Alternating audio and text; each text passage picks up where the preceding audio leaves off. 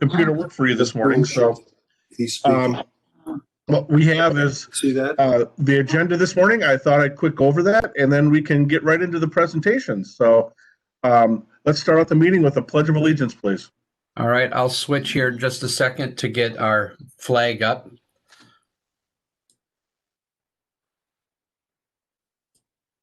And let me get the flag.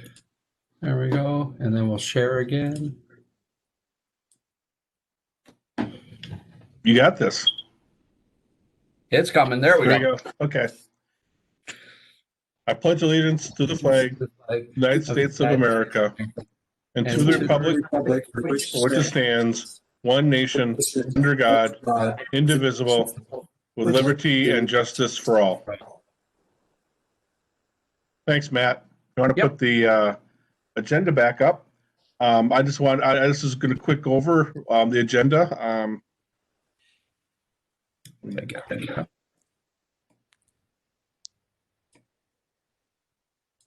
Little delay there. Yeah, I just got to re-maximize the window. It's coming. Sounds good. Okay, so we type bigger. Well, you can also there's a little magnifying glass on the left side. You can click that, and it'll increase the size for you, so you can do it to whatever size you want. Here we go. We're going to first have going to have an introduction by District Governor Matt, and then we'll go right into the speakers. I really appreciate the speakers coming and presenting for us. It's so great that we can get people from all over the country, from Stillwater to Alabama to our own district. So we'll have 3 presentations, and I'll introduce those as they come along, and then at the end we'll just have a wrap up, and we'll be done. So, and hopefully you'll get a lot of good information out of this. And so what I'd like to do first is I'd like to introduce our district governor, Matt Hugenvik, and he can say a few words to us. Thanks. Sounds good. Well, thank you, everybody. Good Saturday morning. Thank you, everybody, for coming. Exciting times here in 5M1, even during the pandemic. One of the awesome opportunities that we have, as Tim alluded to, is that because we're remote, we can bring in presenters that maybe we haven't heard before, or people other than the local people always talking about things. So I'm super excited to have some additional members with us here today, some exciting special Lions to share their wisdom with us. And a couple of kind of ground rules to get started. I am going to be using the master mute on the web console here to mute everybody so that there's no background noise. And I'm just going to unmute the speakers as they kind of are presenting to try to cut down the background noise. Quick reminder too, we do have this being recorded to be shared out on YouTube once we are concluded, so that people who weren't able to attend are able to watch. So without further ado then, Tim, I'll turn it back over to you to introduce our first speaker. Okay, thank you very much. Our first speaker is PID Jerome Thompson, and I just want to give a little background. And he's from Moulton, Alabama. He served on the Lions Club International Board of Directors from 2015 to 2017. Lion Jerome continued his service to Lions as a USA Global Action Team chairperson, focusing on membership, and that's his current role right now. Additionally, he currently serves on the North American Membership Initiative Steering Committee, which is focusing on increasing membership in North America, which is a very important function right now, through new and innovative grassroots initiated programs. And I think it's kind of neat. There's some really great innovative ideas that I had heard back of when a number of sessions were given earlier this year. Jerome is an attorney, mediator, and a leadership trainer. He is a member of the Moulton Lions Club since 1989. And in recognition of his service to the Lions and community, Jerome has received numerous awards, including the Membership Key Award, Leadership Awards, Extension Awards, and International President's Award. He was named the Lawrence County Citizen of the Year for 2017. And for his family, he has 2 sons, Andrew and James, two wonderful daughters-in-law, Joy and Meredith, and 1 grandson, Henderson. It's my pleasure to introduce PID Jerome Thompson, and he's going to talk about new member recruitment and retention. Thank you. And Tim, thank you very much. And District Governor Matt, thank you for allowing me to come all the way to 5M1 on this rainy day from Alabama. We do have the beginning of the Hurricane Delta coming through. So we hope that we can stay with you for the next 30 or 40 minutes and talk, answer questions, and be available. Working together, I firmly believe that we are going to be able to put smiles on the faces of those who are in need. In the next few minutes, what we'd like to do is talk about the goals of our Constitution Area 1 North American Membership Initiative process, and that is we really are encouraging each club throughout North America to try to just bring in one new member per quarter. That would be 4 members coming in. We're not talking about plus one. We're just talking about bringing people in. And then let's close the back door with service and membership satisfaction so that we lose no more than 3 per year. And that would give us a +1 per club, which would be phenomenal from where we've been and what we've been doing for the last 40 years. In the next few minutes, let's talk about the different membership categories. Lions membership is on sale. And we're going to talk about some of those categories where that we either have reduced entrance fee waivers or we have reduced dues once they come in. We're going to identify membership growth opportunities in your area. We want to talk about some of the tools that are available to your clubs to keep, add, and retain members. And if we have time, to discover how service impacts membership growth and retention. That's our path to success in the next few minutes. If we can, in fact, get all of that covered before the whistle's blown and the bell's rung and I'm run out of town. Let me first tell you that the entrance fee is in fact waived for anyone that wants to join our association to December 31st, 2020. That $35 fee will be billed to your club this month and will be credited next month. That's for new members coming into existing clubs. That's for members transferring into your club. That's for charter members joining a new club that is chartered and approved by December 31st, 2020. And so that is the first sale that we have going on. And that is a major concession, in my opinion. As we have gone through COVID-19, finances have been tough. Tough for Lions Clubs International, tough for districts, tough for clubs, but most importantly, tough for those folks that we want to invite in. Some folks have been essential workers and they've worked throughout the COVID-19. Others have been impacted financially because of COVID-19. Lions Clubs International is offering this as an incentive to allow you to invite others to join our great association. There's other areas of our association that have discounts which are available, either the entrance fee past December 31st or the dues once they join. Some of those is our Lioness Bridge program, our student category, our Leo Lions, our family, our military, and our former Leos. Let's take just a second and talk about each of these individually. But you know, the other day when I went to Burger King for breakfast, I pulled up and I like that sausage, egg, cheese croissant. It was $3.89, and the lady says, those are on sale too for $4. Well, I only needed one, but you know what I did? I bought 2 because for 11 cents, I couldn't see leaving the other one on the table. So I spent that 11 cents. I took to the office and I said, who here wants this sandwich? And one of my staff took it. They thought it was great, but I knew it had only cost me 11 cents. Really, when we put things on sales, and a lot of times when it's buy one, get one free, or it's buy one, get one at half price or a lower price, people buy because they're just enticed. And Lions Clubs International has given us enticed. Our student members, our full-time students who are under the age of 30, if they join our association, their entrance fee is waived now and forever. And then they get half international dues. That'll save them on dues about $23 a year. Now, what that does for your club is it brings in young, vibrant people, those that are tech savvy, those who are majoring in marketing, those who are in management and know about meeting management and conflict resolution, there's just a lot of talents that our young Lions bring to the table. And what we can do for them through the Lions Learning Center is we can help them to build a resume that will help them when they seek employment, or if they're already employed, we'll allow them to build a resume to advance in their employment. But they're also going to learn skills through that learning center that's going to help them at church, help them at home, and help them at the Lions Club, because there's transferable skills. And so let's go out, look for our full-time students under 30 and find a way to bring them in and let them know the benefits of our association and how that we would give them half dues, and those half dues stay on until they reach 30. Then we have our Leo Lions. We have a lot of Leo clubs.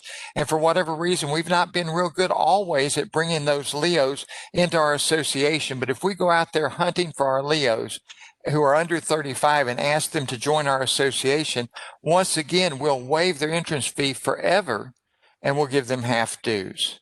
And those former Leos that are over 35, 36 and older, we'll go ahead and waive their entrance fee. But unfortunately, they're going to have to pay their full dues. By the time you're 36, hopefully you're settled in and financially able to do that.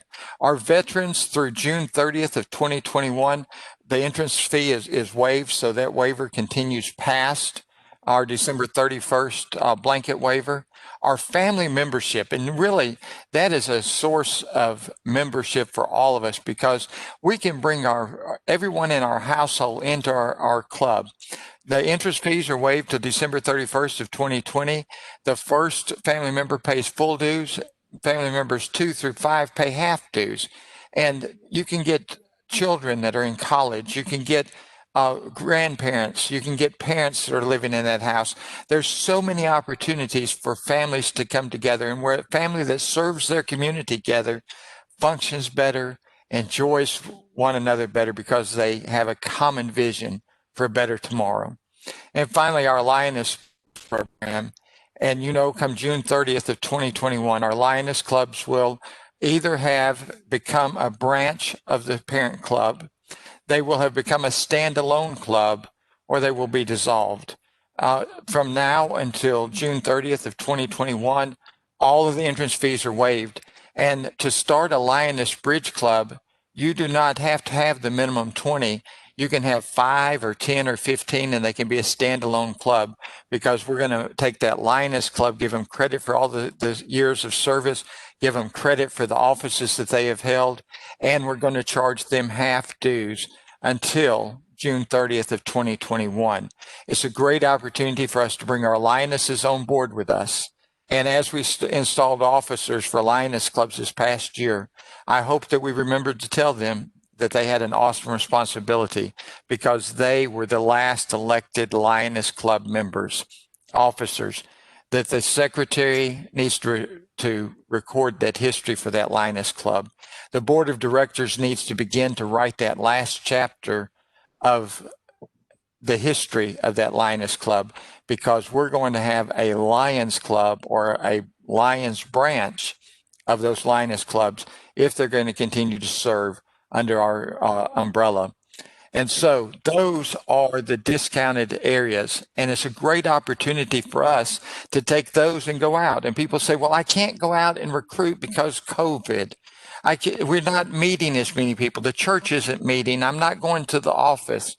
All of these are people that's already in our circle that we're checking on. Grandparents, grandchildren, our former Leo Club members, some of the military people we already know, and our family members. And so that's a great opportunity for us to begin to think about the fact that Lions is on sale, and we need to take advantage of that. And quickly into some of the other ways that clubs can begin to recruit members. We have a brochure, Just Ask. It's about a 4-page publication that helps clubs to step through the process of recruiting members and learning to just ask in their community. And you can find that at our website, lionsclubs.org. On the little search magnifying glass, click and just type Just Ask. It'll come up. You can print that out, everything you need there. It's going to lead you from preparing your club, because some of our clubs are not new member friendly, unfortunately. They're just not. And so we need to begin to prepare our club for the fact that we're going to have new ideas, new people, new enthusiasm, and they want to do new things. And so prepare our club, create a growth plan. How are we going to get this done?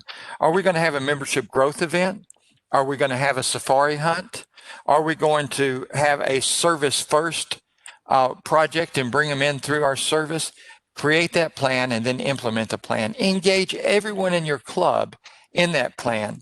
And then when we get our new members in, not only is it important that we invite them and we let them know that they're joining, but that we inform them about our club and what's going on, and we induct them respectfully and honorably. We involve them by letting them be on committees and letting them chair new projects, and we inspire them.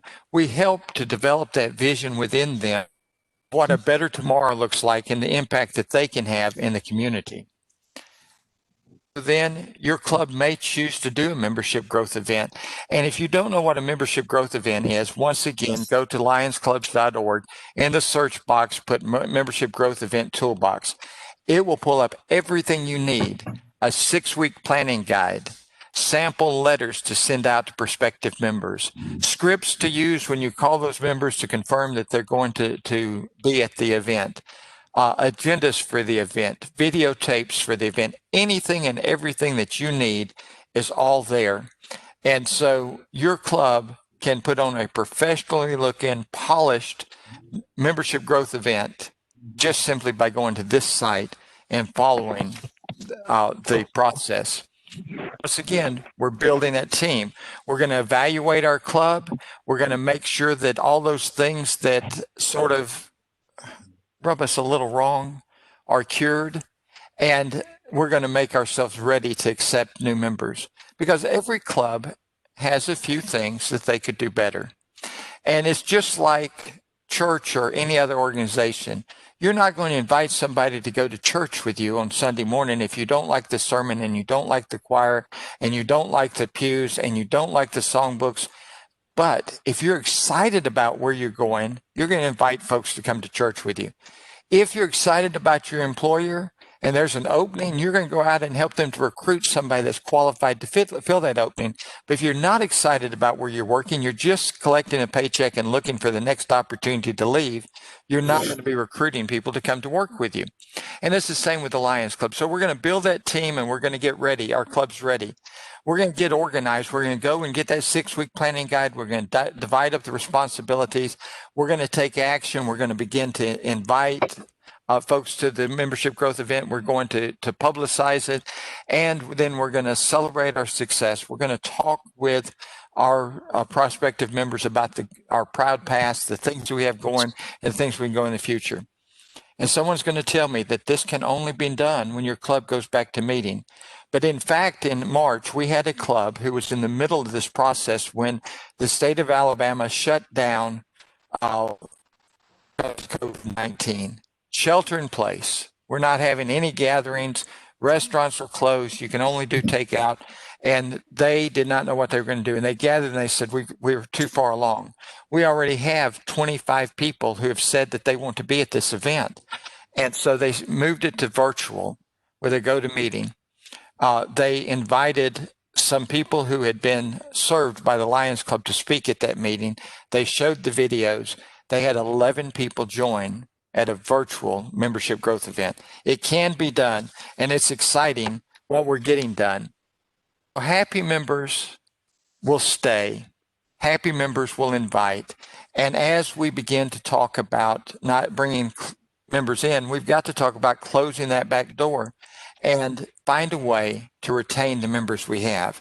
And at Lions Clubs International's website, we've got new member retention, where we can, and a membership satisfaction guide that will lead you through the steps of defining membership satisfaction in your club.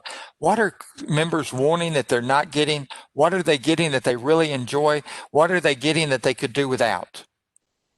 And then we need to create a plan, because conflict is one of the reasons that most folks leave. Not being involved, not feeling that they make a difference, not feeling as if they belong to our club. And when your club officers come together and create that plan, and they begin to resolve conflict. They begin to make a difference and help people to understand that they do belong and they're important. And we communicate that, and we begin to deal with some of the resistance we're going to get, because we got some older members that will tell us they've never done it that way before. But in fact, there's a lot of things we've never done before that are in fact working, like today's meeting. And then there's a resource guide, new member questionnaire, our former member questionnaire, action plan templates, all that you'll find in our membership satisfaction guide. This morning, because of the time constraints, we're just taking that 50,000 foot overview, and you're going to have to go back and do just a little digging on the website in order for us to be able to introduce you to some of the material that's out there. Let's talk about recruitment and retention and some supplemental source quality initiative. It's another great opportunity for your club to evaluate themselves and build a plan for building a better club, a club that's going to expand its footprint of service, that's going to engage more volunteers and provide leadership development opportunities. Why do members join us, and why do they stay? I think that most of our members joined us because of service, and they stay because of service, because really, I can eat at home a whole lot cheaper. And some of the people I fellowship with the Lions Club, I see in the community already. But I stay because of the service. I stay because in 1989, there was a little fellow that was probably about 85 come up to me, and he says, Jerome, the Lions bought me my first pair of glasses, and I'll never forget it. And I knew what an impact we made in his life.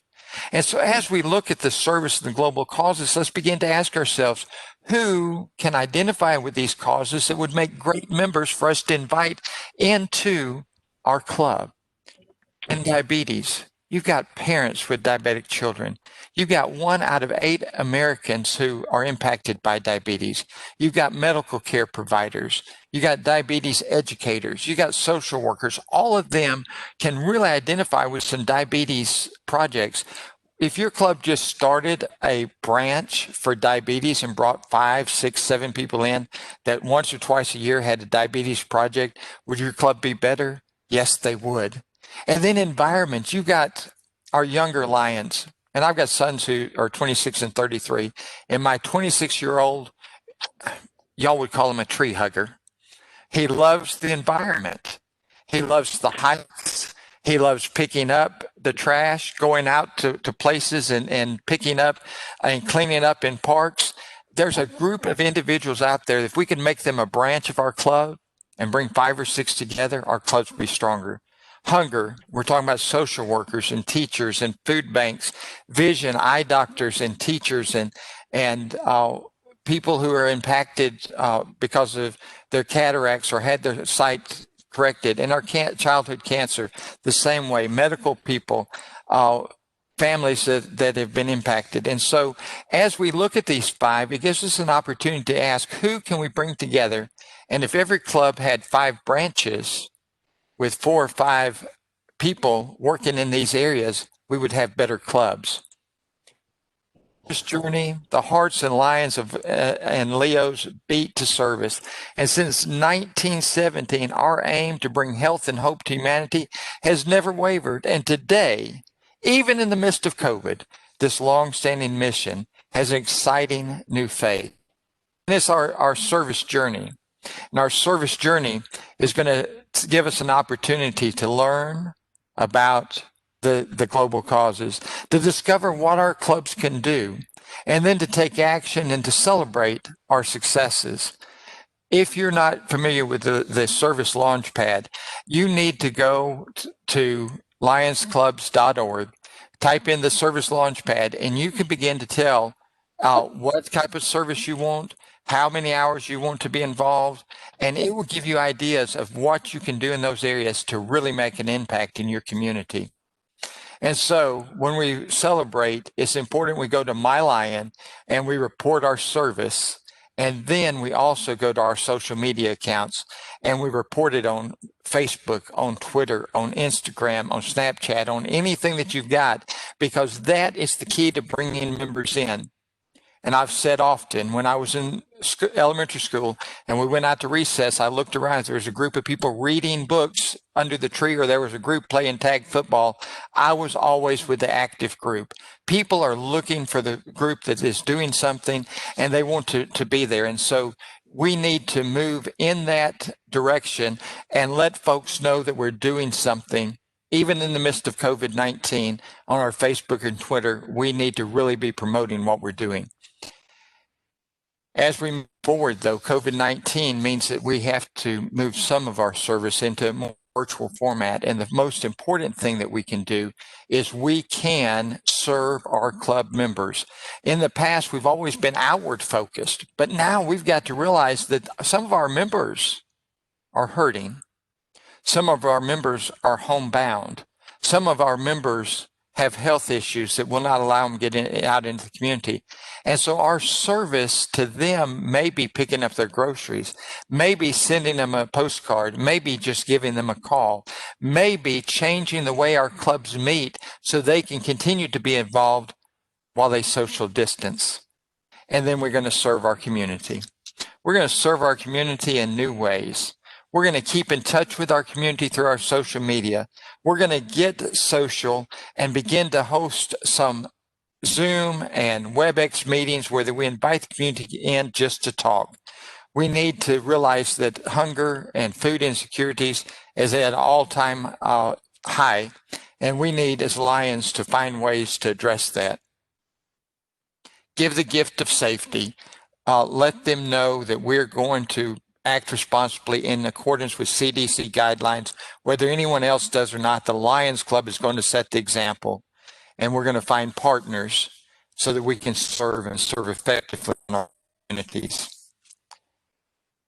I don't know, did I overrun my time, District Governor, and do we have time for questions?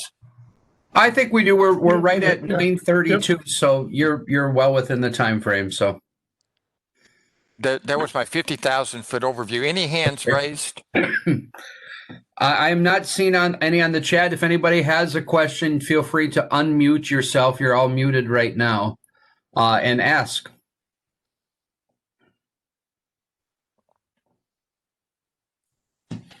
Governor, hearing no question, I'll tell you that action leading toward expanding service, engaging new volunteer members, and equipping new leaders involve 4 steps. We've got to survey our current membership to evaluate the health of our clubs. We've got to make sure our clubs are healthy so that we can take in new members. We need to plan a quarterly membership growth approach. That can be the membership growth event. That could be a safari hunt. And when I say safari hunt, your club secretary can go online, pull up your membership list, and over on the top right, change to drop members, and see all the members have been dropped. Some of them left our association because they did not have time to serve at that time, but their circumstances have changed and they're waiting to be invited back. And during this COVID-19, that is a rich wealth of information and prospects there. So we can have a safari hunt. We can have a just ask. And we need to plan those quarterly hands-on projects so that we can keep our members involved, at least on a quarterly basis, coming in contact with the people that we're putting smiles on their faces, so that when it comes time to renew their membership for the next 6 months, that they have a choice. They've already made the choice. I love what we're doing because I see the impact we're making. We got to celebrate our successes. Report it on My Lion, report it on social media, and have a few parties along the way at your clubhouse. Those are the 4 steps for success. Adding members to our clubs and retaining the members that we have. Thank you so very much for allowing me to join the group at 5M1 today. District Governor Matt, you and your team are doing a beautiful job, and I look forward to helping you in any way that I can in the future. Wonderful. Thank you so much, past International Director Jerome, for joining us today. We appreciate it. The outlook on how we can approach membership a little bit differently and struggle with in the COVID environment today is going to be very helpful moving forward. Lion Tim, do you want to move right along to the next introductions? Yeah, sure do. Past International Director Jerome, that was an awesome presentation. I really liked it as well. And we have another one here coming up. And what it is it's past District Governor Julie Carlblom and second Vice District Governor Susan Althoff are going to talk about this rather unique or new way of looking at service projects, and it's a multi-club cross-zone service projects, and they're going to tell us what they did and how it went. Okay, guys, it's up. You're up. Yeah, if I can get myself unmuted. Thank you, Tim. Been there, done that. And thank you, PID Jerome. That was awesome. You gave me some good ideas for our own club, so we'll be moving forward. Basically, a few months ago, our NAMI team got together, which is our membership initiative. And as part of that, we talked about service and came up with some ideas of how to help the clubs in the district. Can we go to the next slide, please? So we've always had some challenges. Lions have had challenges to service and just being able to get out there. Right now, we have the additional risks with COVID-19, and we have members that are more at risk and are uncomfortable getting out and about and serving. So we need new ideas for how to serve. And some of those challenges involve, some of those new ideas is, some of these projects we come up with are huge and we have a small club, or they cost a lot and we don't have a lot of a budget. And we just don't know how to get started. So we started brainstorming some ideas that will help with that. Can we go to the next slide? So to answer some of those concerns, the district team got together. I said we brainstormed some ideas. And the first thing we came up with was putting together some project how-tos. We talked about some new projects like creating face masks, like the Trex recycling project, metal recycling, flags, things that clubs are doing. But other clubs might be able to also do, but just don't know how or haven't heard about it. And so what we would like to do, we haven't actually implemented, we started to implement the face mask thing, and we kept getting mixed messages as to, yeah, these, like Ronald McDonald House or Mayo Clinic or whatever needs face masks, but no, they don't. So we just haven't implemented this yet, but that is one thing we'd like to do. So if your club has a project that is safe today, a service project especially, and you have a nice write-up, or you could create a nice write-up of how to get started and what to do, help other clubs, I would appreciate your sending that either to me or to DG Matt to get going. That we can make that available to all the clubs, and you'd be helping not just your own club, but others. And we also talked about some district-wide projects, and we started that process with the Scenic September service. We started by trying to come up with a couple of parks that needed some extra help. And we'll talk about that a little more in just a minute. And then there's multi-club projects that help solve the problems of, the project's too big for just our club, or the cost is prohibitive. And it also provides some camaraderie between clubs, getting together with Lions that are not normally together. And we did have a multi-club project that just wrapped up yesterday, as a matter of fact, that was a wheelchair ramp for a disabled veteran. Next slide, please. So Scenic September service project, say that fast 3 times. I had sent out a note to our zone chairs and had hoped to get some more parks involved. But for this year, we ended up with just Oxbow Park and Whitewater, which we had started with. We thought those would, appeal to Lions across the district. So that's where we started. And I would like to plan to try that again next year. One of the things we did with that is we created Sign Up Genius signups, so we could know how many people were coming and kind of create a way to keep track of how many were going to be there so that we could divvy out tasks and such. Had mixed success with that. For Oxbow Park, they had tasks that they wanted help with was painting benches and posts, cleaning up in general, splitting wood, weeding, just some general maintenance tasks. Created 2 dates. One was a Saturday and one was a Tuesday. And tried to keep it small with 2 shifts on each date, 3-hour shifts. So we didn't have to worry about, meals and some of the logistics with that. We did use Sign Up Genius to schedule. Now, for Saturday at Oxbow, it was the first day. The prediction all week ahead of time was that it was going to be cold and rainy, and it was. We had ended up with nobody signed up for Saturday morning, and just District Governor Matt and I signed up for Saturday afternoon, so we canceled that. Evidently, we did have some Lions that hadn't signed up that tried to come and then didn't know what to do, but that's part of that sign-up process. We need to get going a little better.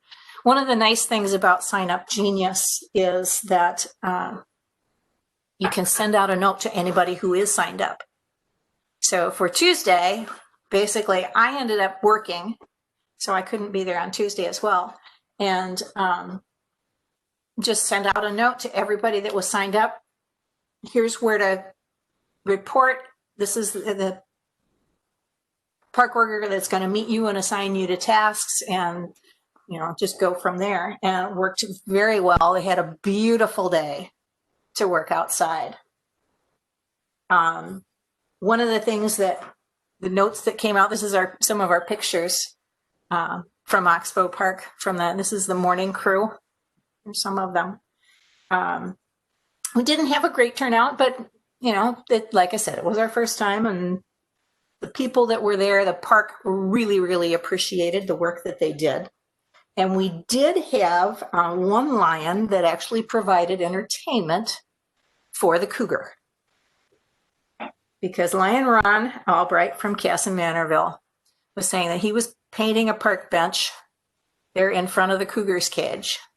And as he started on one end, the cougar came over, and how cats kind of get down and stalk. That's what the cougar was doing, and kind of was watching him as he painted. As he moved, the cougar moved with him. The whole time he was painting that bench, he felt like he was being stalked by that cougar. And as he got up and walked away from that bench after he finished it, he still was being stalked by that cougar until he got to the end of the cougar's cage. So he provided entertainment while he was there, as well as painting at the same time. So how much better is that? Next slide, please. We're going to go on to Lion Susan. Hello. Welcome from Lewiston today. We went to the Whitewater it actually was in the Whitewater wildlife management areas where we were at the Marnock home, which is the only presence left or evidence of the Luxembourg immigrants that were settled in the Whitewater Valley in the 19th century. So we had a very unique place that we got to go. And they had some service projects that they'd like us to do, and they were clearing the small trees and brush, building some new picnic tables, and then the cleaning of the house that had been sitting empty all summer because they couldn't have any events there. Next slide. And our Lions did come prepared, and I am very, very grateful because this was a challenge.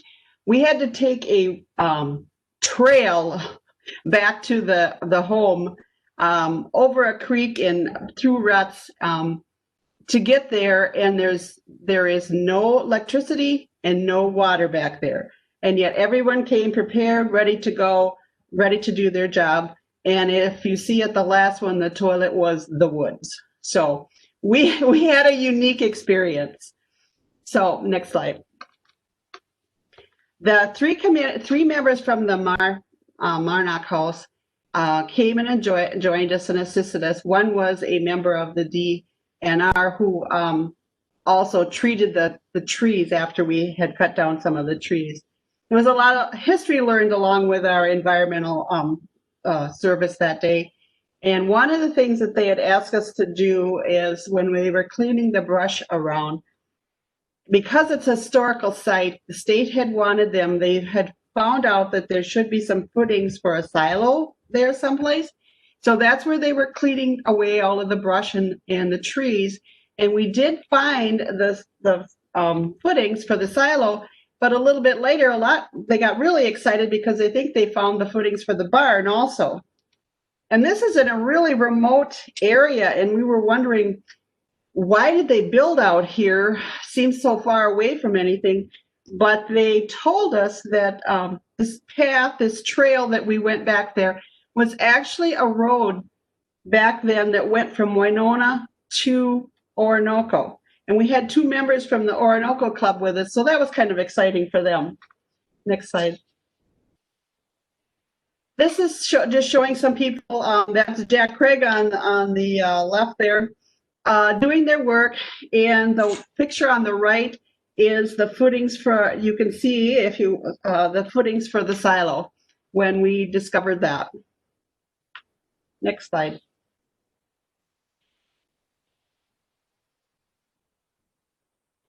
Okay, 6 picnic tables were built that day. It was treated wood. They did pay for the materials, but we did all the labor. And these seat 8 people. They're heavy, and there was a lot of cooperation. There was a lot of a few little errors that we had to fix and figure out. But once we got one assembled, or one, I shouldn't say we, because I didn't work on this project. Once they got them going, there was a mass assembly, and they worked well together. And I do want to say that this group was kind of working closer together, which kind of made me a little bit nervous. The other two groups were 6 in one group and 3 or 4 in the other group, and they were more distanced than this group. But we did survive. It's been 2 or 3 weeks since then, so I guess we're okay. But that was a major project, and well done, and a lot of cooperation to get it done. Next slide. Then this is the group that was cleaning in the house. We found lots of dead bugs, lots of cobwebs. We washed the dishes. On the picture on the right is the dishes that were in the dining room, like built-in cupboard. And those were all washed and cleaned up and put back in there. We put most of the furniture up off the floor for the winter, and we mopped, swept, and the upstairs boards were in the floor was in such bad shape, that actually had to be done on hands and knees for mopping. So we got our work out for doing that day. Next slide. Afterwards, or no, actually, when we started out, we had some of our donuts. We have to have our donuts, and they came from Blado's this time. But afterwards, they provided us with some hot dogs. They grilled them for us. And the groups that participated in this particular project were Winona Noon, Zumbrota, Plainview, Lewiston, Orinoco, and Stewartville. And we really did have a fun time all working together and completing this project and having a feeling of satisfaction and cooperation with the Lions clubs that were involved. A job well done for in service to another organization, which was the Whitewater State Park and the Monarch Committee, and then pride in our small but worthwhile impact on the environment. I think that's my last slide. Oh, is that the one that you took, Matt? So that's a picture from in front of the new, what we thought was the barn footings that we found. The silo is actually behind where I'm standing in the picture there, and that's looking from the foundation to the house. So. All in all, it was a cool morning, but it turned hot as the day went along. It was kind of muggy, but a job well done. And I think all of us enjoyed each other. And there were some questions asked about, could we come back and do some more work here, or is there another project we can do next spring? And one other thing that happened is one of the members brought her husband along, and he asked about being a lion. And one of the committee from the Monarch asked a whole bunch of questions about what it's like to be a lion. So those were good added things that happened. Thank you. Actually, we got that one last slide with the whole group in it. Okay, this is the okay. This is all of us with our masks on. There was a total of 15 people. Awesome. Thank you, Vice District Governor Susan. Our last one that we'd like to talk about is the Joint Club project. And it came about kind of in a very roundabout way.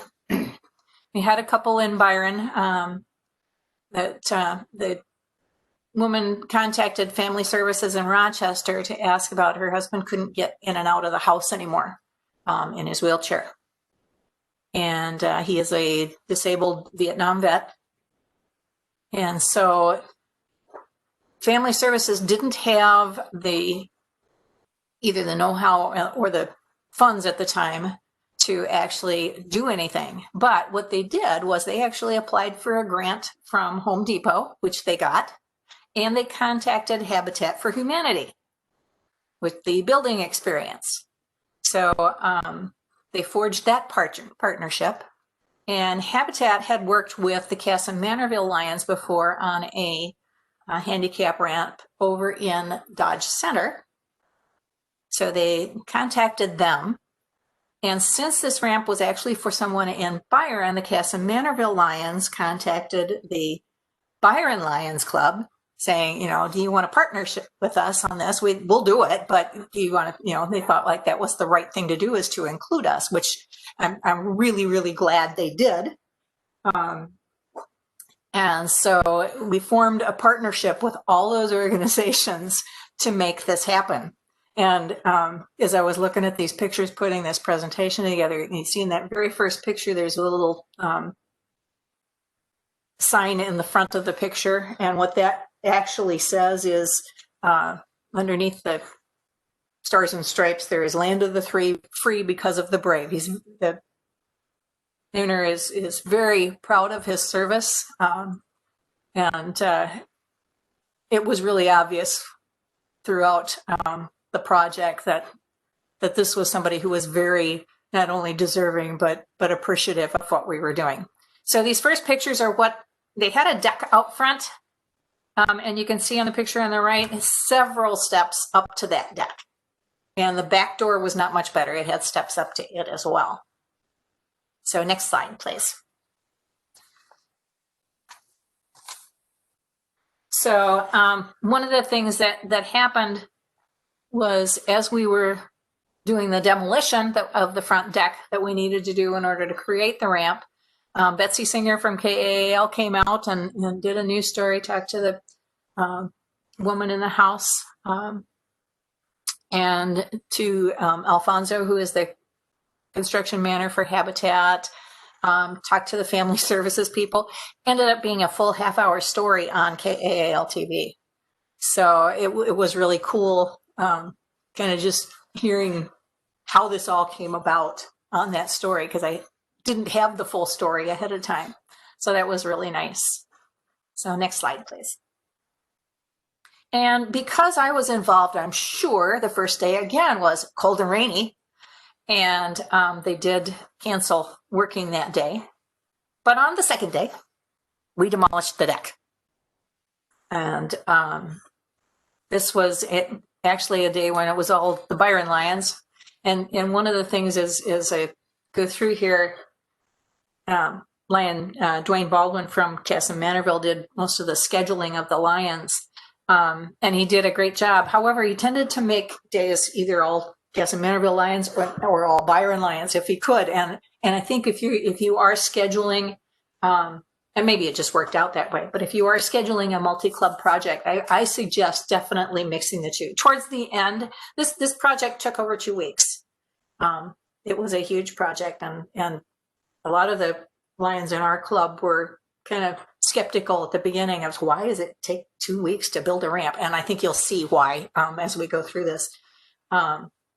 But try and mix the clubs. That way you get a little bit different perspective. You get Lions talking about, different projects that they do and new ideas, new membership type ideas, and just new camaraderie.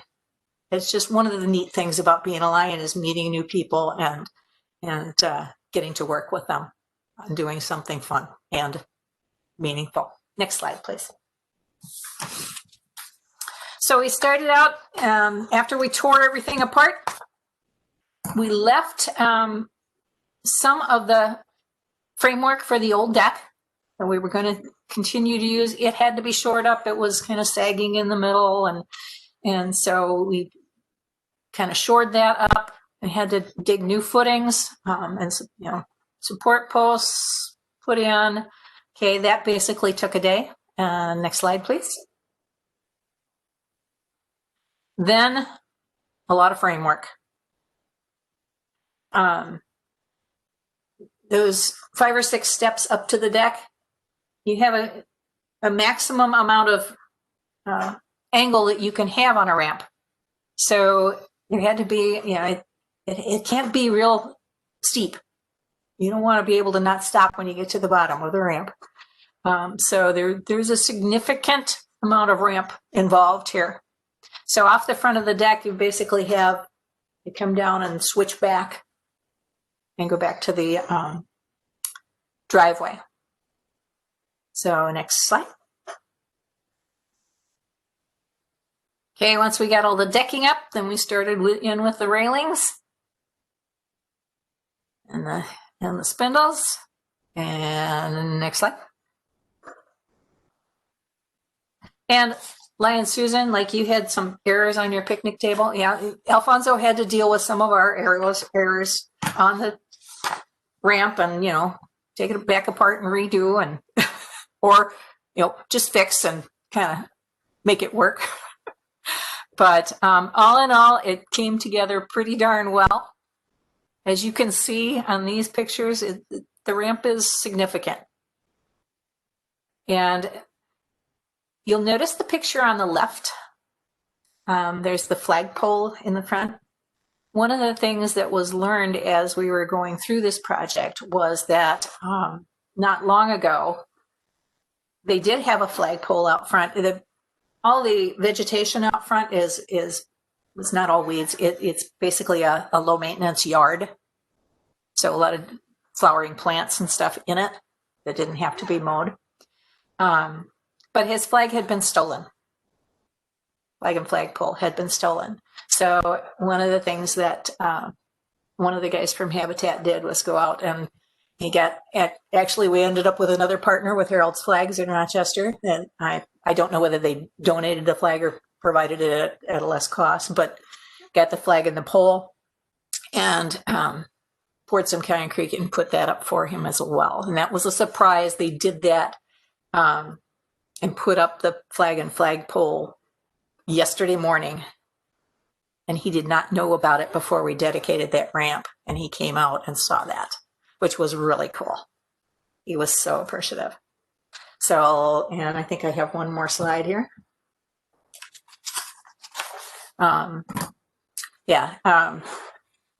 Showing Bob and Janice coming down, the owners coming down the ramp at its dedication yesterday, and the group on the right is a significant number of the Lions. Like I said, this is a 2-week project, and not everybody could be there on that final day, but a lot of us that worked on that ramp, and a lot of fun, a lot of work, but very satisfying. We ended up with, I think, 10 lions from Cass and Manorville, 4 from Byron.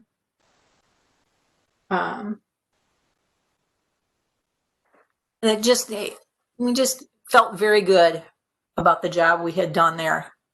And Bob and Janice were just both really, really appreciative of what was done for them.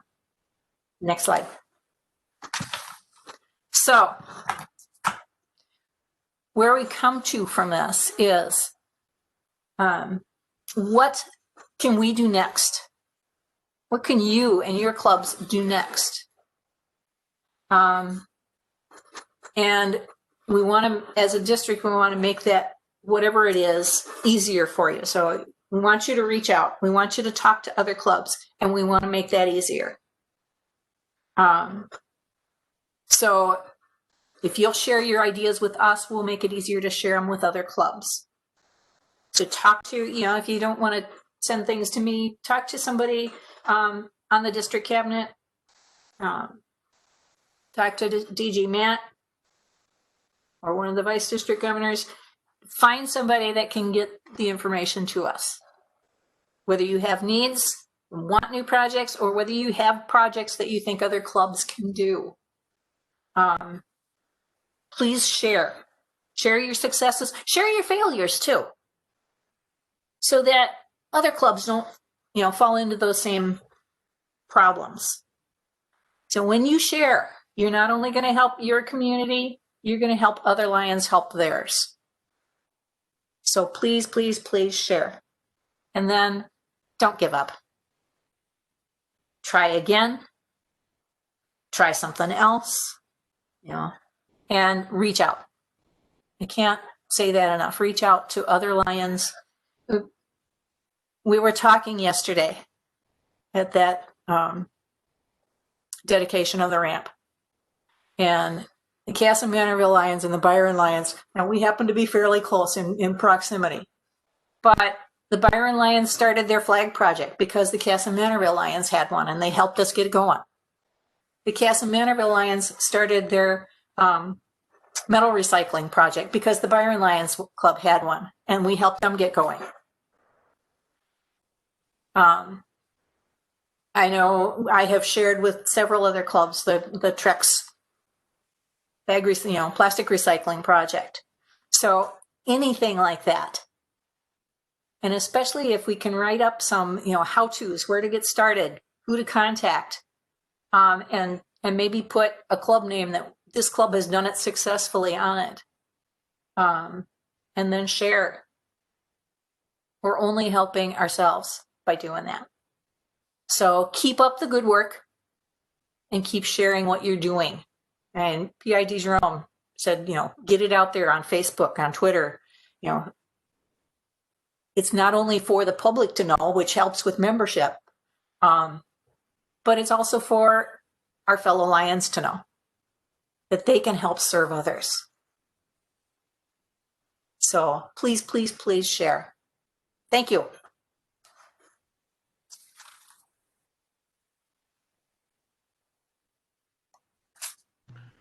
Well, thank you, Lion Julie, and thank you, Lion Susan Althoff. We appreciate what you've done. What a great set of projects that you guys worked on. Mm-hmm. Interesting. Little lesson. I didn't realize. I've learned a lot about that house down that you guys went to, and I didn't realize it was there. I really have to go check that out. And the whole icing on the cake here, no pun intended, is the Blado's Donuts from Winona.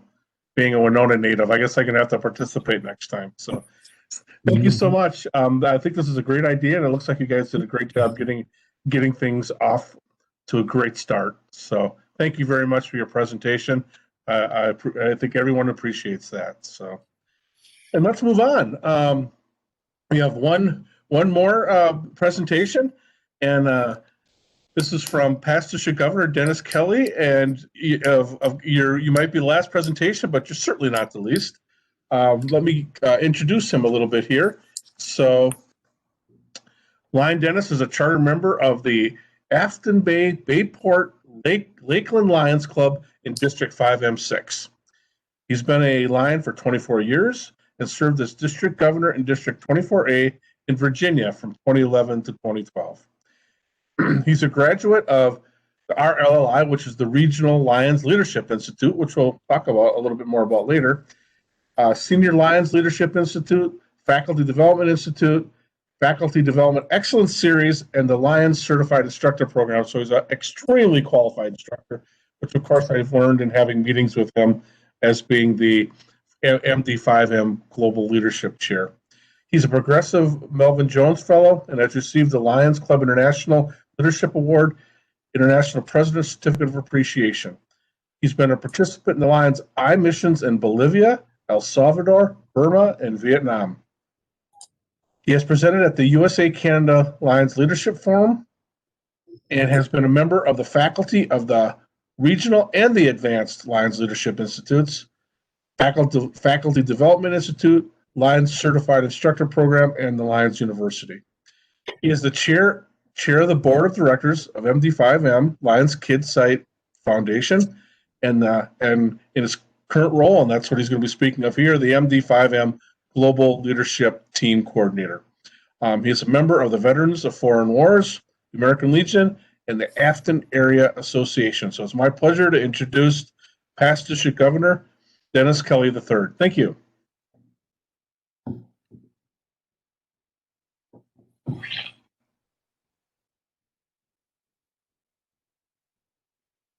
I'm looking for him.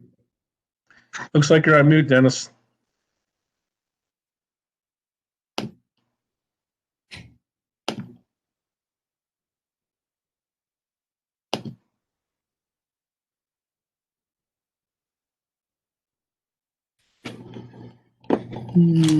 Unmute me. There you go. There we go.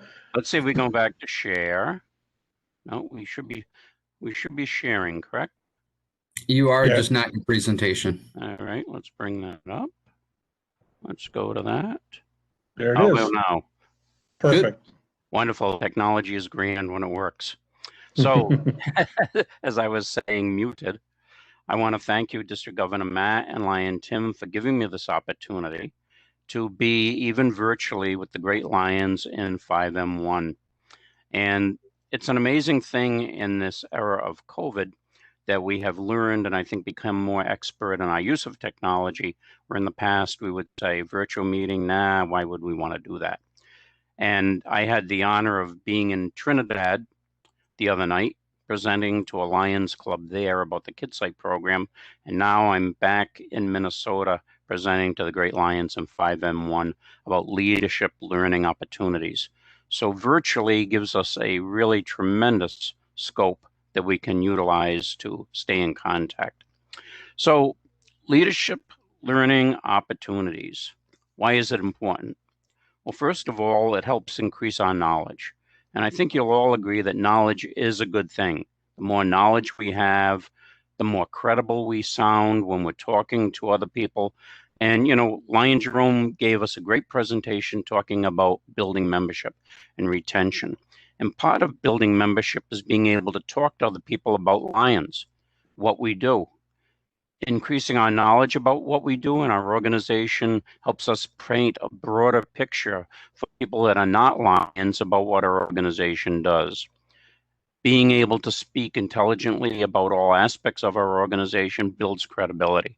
So if someone, a friend, a business acquaintance, whatever you're talking to, asks a question, at least you can answer the question rather than saying, I'm not sure. Not sure. I don't know why we have two heads on that lion, two faces on that lion. Maybe it's just a design thing that they thought of years ago. Thought it was a good idea and did it. I'm not sure. The other thing is gaining confidence. When you know what you're talking about, when you know your subject, when you're intimate in that subject, then you're more confident talking to another person. And once again, spreading that message about what a great organization we have. And it also helps you to learn Lion and life skills. And a lot of things we'll talk about, the different subjects that are offered in the many types of learning that we have available to us as Lions, not only just relate to Lions, but they also help you in your personal life, your business life, and your relationship with others. So we're breaking down into local and international learning opportunities. And the local learning opportunities would be institutes that we can do here in our multiple district. The first one is the Emerging Lions Leadership Institute, or ELI. This is designed for Lions past, present, and future. This is designed for Lions and Leos. So I think it's the only institute that LCI has created where Leos are actually mentioned as potential participants. It specializes in club level leadership skills, and a Lion or Leo who has not been a club president is eligible to attend. Now, this institute will be offered locally in our multiple November of 2021. We have not yet found or set a location or a date time, but I know definitely that we will avoid the deer hunting opener. We learned a painful lesson with the Northern Pride Lions Forum. The first time we ran that, no one bothered looking at the calendar, and we were the same weekend as the deer hunting opener, and it was like, gee, I wonder where the lions are. Well, most of them are in tree stands somewhere. So it definitely will not be that weekend. So what do we talk about in ELLI? And the courses are listed on your screen. And as you see, they are pretty broad-based. It talks about Lion specific, like LCIF, Lions mentoring program, supporting Lions teams, the history of Lions, past, present, and where we're going into the future. But it also has things that you can use in your everyday and business life.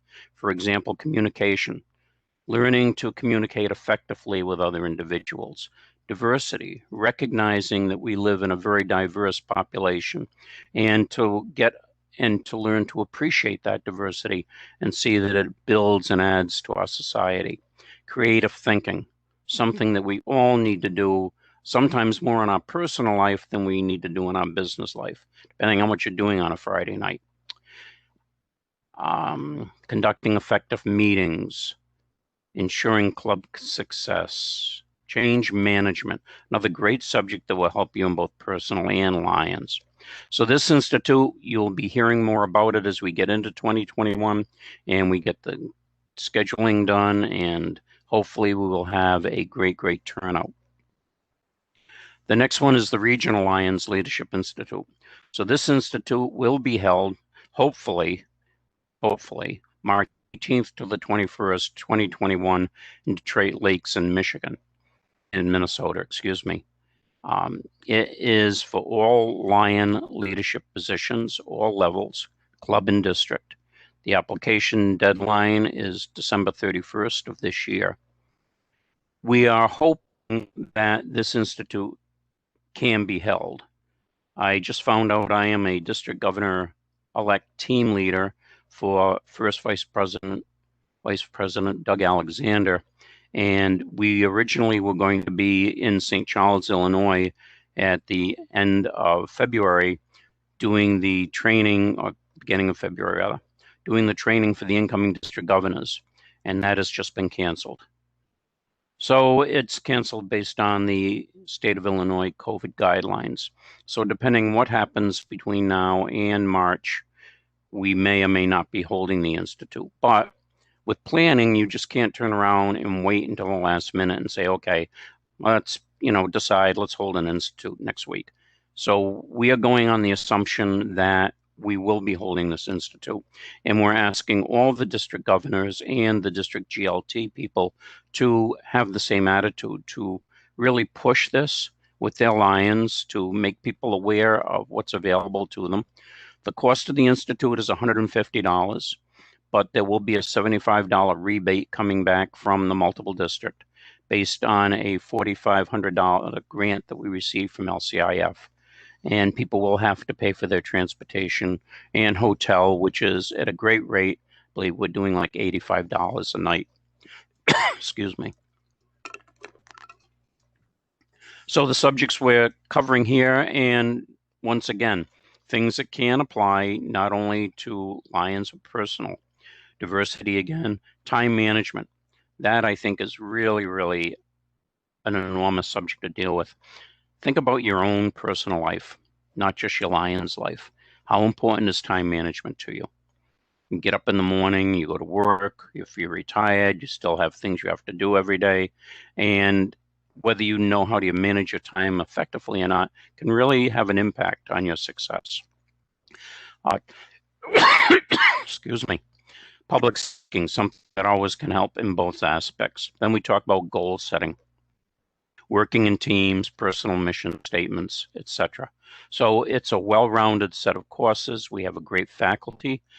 80% are Faculty Development Institute graduates, and we are looking forward to having a great institute in March. Hopefully, COVID allows us to.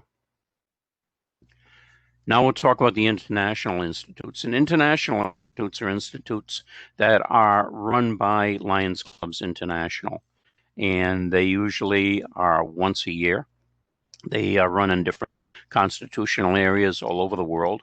We are in Constitutional Area 1, and our first institute is the Advanced Lions Leadership Institute, or ALLI. It's for people to build leadership skills for either the zone, the region, or the district level. Anyone attending must have served as a club president. The people that get the most value out of this, I've found after being on faculty for many of these, is the second vice district governor. The second vice district governor attending, you get a great set of skills that will help you in your journey as you move forward to being a district governor. The second part is that you're in a session with about 150 other Lions from all over the country. And a lot of these are also second VDGs. And I found that they develop a Facebook page, they start networking, and I've had some of these VDGs come up to me at USA Canada forums when they've been governors and said, you know, the greatest thing we ever did was go to ALLI, because we have this network of people that are governors with us right now, and we touch base with each other, we share ideas, we ask for help in solving problems, and it's become a great resource to us. And the thing with all of these institutes, the networking, the connections that you make, these are lifelong Lions connections. They don't just go away when you leave the institute and you go back to your district, your multiple district. So meals and lodging are provided. There is a $125 participation fee, and that's payable once you're accepted. Transportation and travel is on you, so you have to pay for that. And this ALLI for our constitutional area is scheduled March 13th through the 15th next year in Toronto, Ontario. The application deadline is December 13th of this year. And once again, March, Toronto.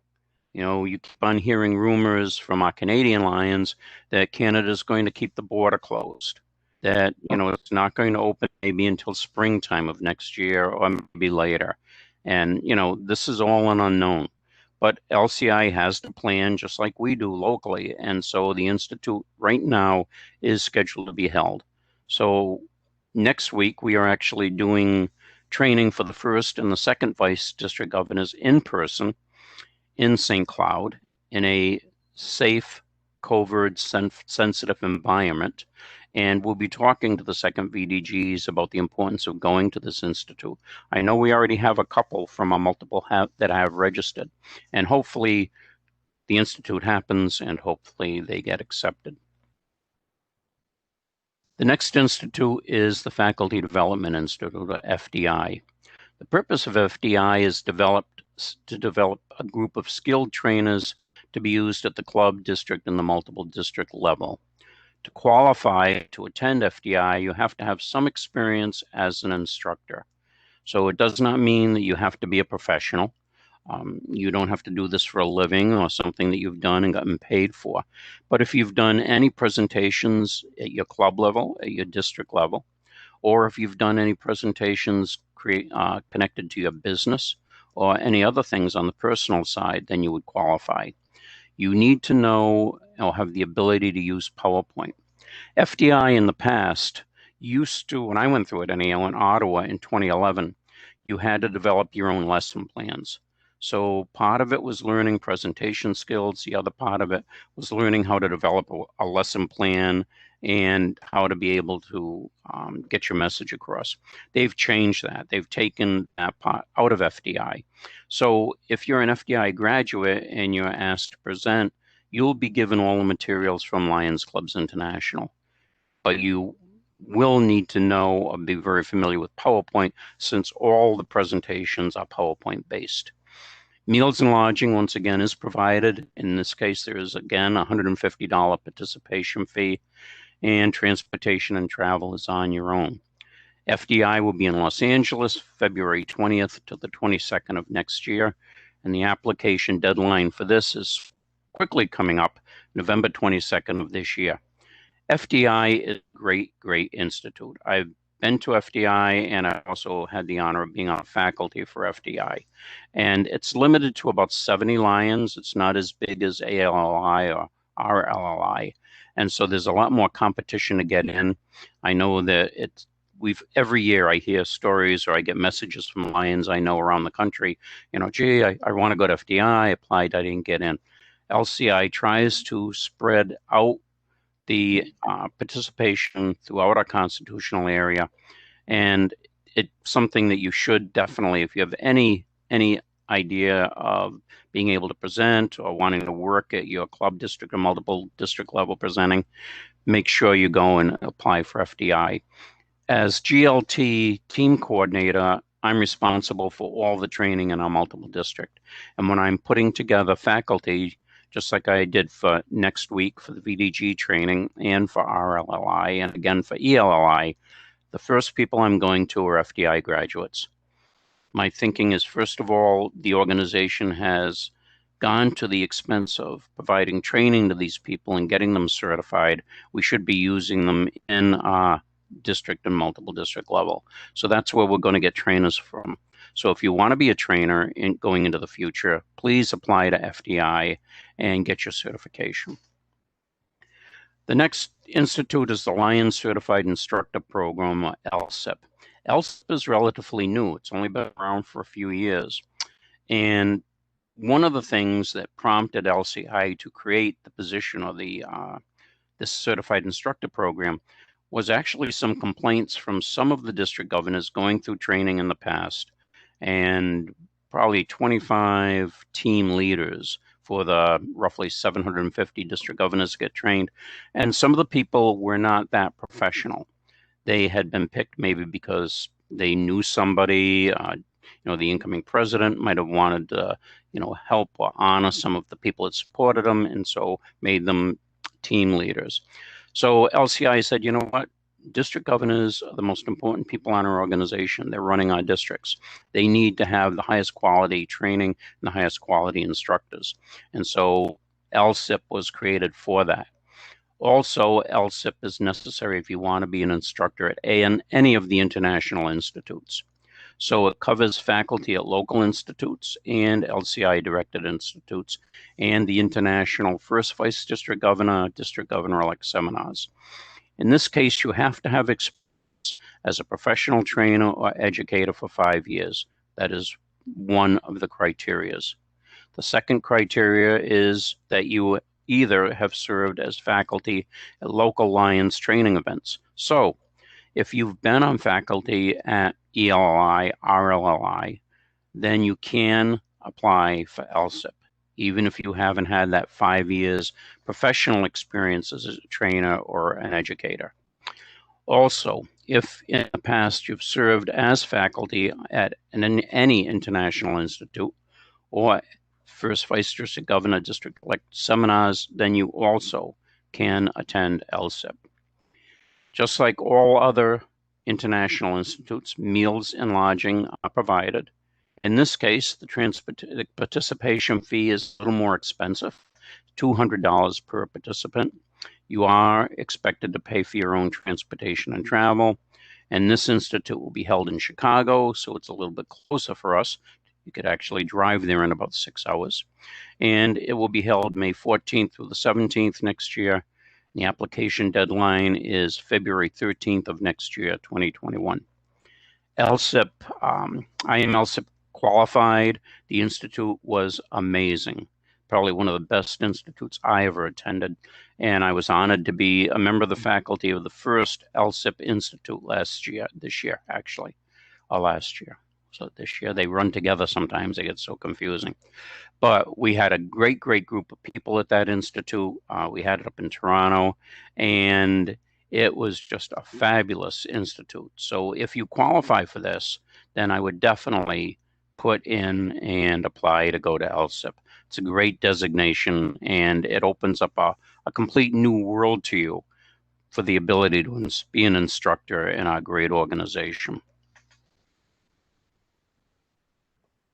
So the last thing I want to talk about is what I call anytime learning, and this is the Lions Learning Center.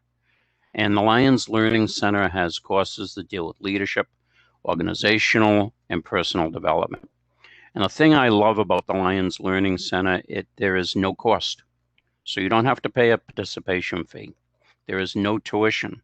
So if you wanted to do some self-improvement courses and you wanted to go to your local college, community college, very rarely will you find anything, even at the local high school learning centers that they run.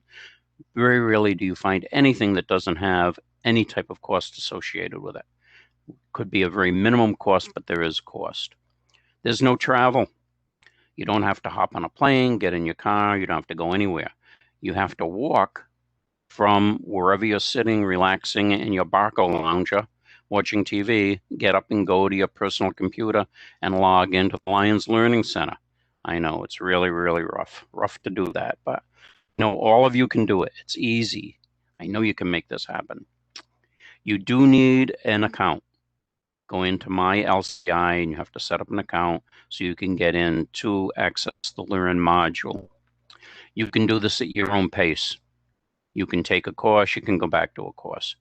Courses run anywhere from 10 minutes to an hour in length. So it's not really onerous to start doing this.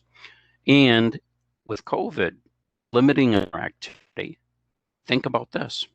Instead of laying or sitting in the Barco lounger with a beverage next to your hand, watching on Netflix, think about going to the Lions Learning Center and knocking off a course. It'll help your personal development, your leadership development, and maybe you get a little more organized. So what do they talk about there? A whole bunch of stuff. Some of the things that they offer in the Lions Learning Center are also things that we just talked about in the institutes.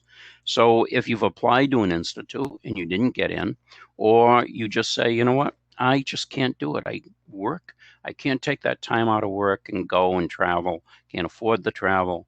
You can get on the Lions Learning Center and get some of the same coursework as you would if you were doing this sitting in an institute. The downside, you don't get the networking. You're not there with the Lions, but you are learning.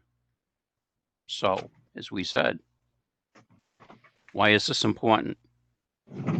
Whether you do the Lions Learning Center, you go to any of the institutes, it's going to increase your knowledge. I don't know if any of you remember, but General Motors a number of years ago, their tagline for one of their commercials was, "We are professional grade." And what they were trying to tell people was that, you buy a GM product or you go for GM service, you're dealing with a professional. You're dealing with someone that knows what they're doing. You can have confidence in giving your business to us, trusting your car to us. It's the same thing as a Lion. We need to become professional grade as Lions. This isn't just an avocation. It isn't just a hobby. This is something that we're dedicated to. We've dedicated a large chunk of our life to. We take time away from our families, or if we're Lions together as a family, we work together as a family. But it's still taking time from other things. So we need to become professional grade. The other tagline that I like is NBC used to use this all the time on their little segments where they'd tell you about something. And the tagline was, "The more you know." And that was it. That's all they said, the more you know. And if you to fill in the blank on that, and it's the more you know helps you as a Lion. The more you know helps you as an individual. So if you go to an institute locally, if you attend International Institute, or if you go into the Lions Learning Center, it will increase your knowledge. It will build your credibility when you're talking to other people, Lionism or other lions. You'll gain confidence knowing that you know your subject and can speak intelligently about that subject. And you will learn lion and life skills that will help you both in your lion's life and your professional or personal life. So that's all I have for you today. I hope that you've enjoyed this session, and if you have any questions, I'd be more than happy to answer them. If anyone has questions, raise your hand and feel free to ask. So, Lion Dennis, this is District Governor Matt. I did have a question. Is FDI completion a prerequisite for the LSIP, or could you jump and do LSIP if you had been denied entrance into FDI before? That's a great question, District Governor Matt. FDI is not a prerequisite. So if you qualify in any of those other three areas that we talked about, and let's go back up here for a minute.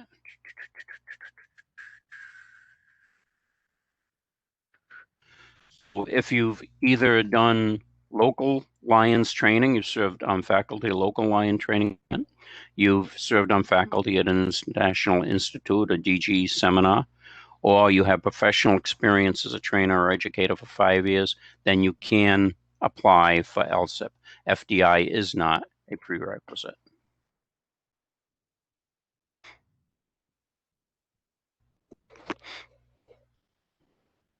Any other questions?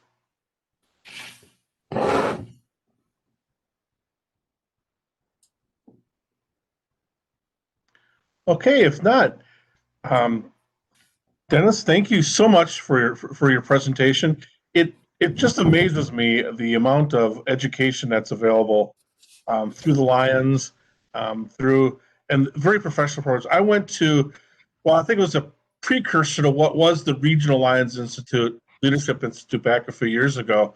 And I'll tell you, after going to that, I was so impressed that it got me more involved in doing things with Lions, and just great program. I actually had a great time while I was there as well, with the networking and meeting other Lions. So hopefully we can do the on-site RLLI this year, but keep our fingers crossed. So anyway, we have a list of the different programs that are currently out there. Just as a reminder, PDG Dennis went through most of those, so I'm not sure we'll need to go through them in detail.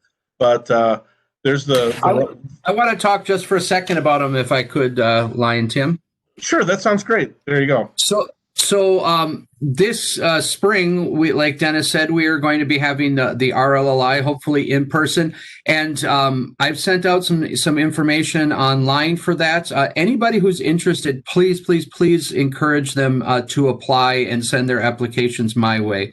Our district has been pretty good at reaching our 6 maximum. I attended this 6 years ago. It'll be now this spring. And we talk an awful lot as Lions about the day we became a Lion or when we became a Lion. And we talk in reference to when everything kind of clicks and we embrace Lionism in our heart and we understand how the power of 1.4 million people worldwide translates into saving people's sight and helping find cures for diabetes and things like that. And for me, RLLI is where that clicked for me. I went into that not really sure, scared, apprehensive, what's this going to be like? There's going to be all these people I don't know. And I'm a pretty extroverted person, but I still had some of those reservations going in. And ironically enough, that's actually where I met past District Governor Dennis Kelly the first time. So, but when I was there, the transformation was almost instant, and it is such a fabulous place to meet and network with Lions outside of even the work that you do in the classroom, that those relationships to me almost are as valuable, if not more so, than the curriculum that you're learning. But the curriculum is also set up in such a way that it translates outside of Lions. So it didn't just make me a better Lion, it made me a better person, a better human being. That goes far beyond what Lions is. Also, along the same lines, we do have 2 faculty members in 5M1 that have graduated FDI, just in case anybody was wondering, hey, has anybody from 5M ever done that? And our past council chair, Earl Orvik, and past district governor, Jack Craig, have both completed that. I myself actually applied a few years ago and did not get accepted, but intend to apply again in the future.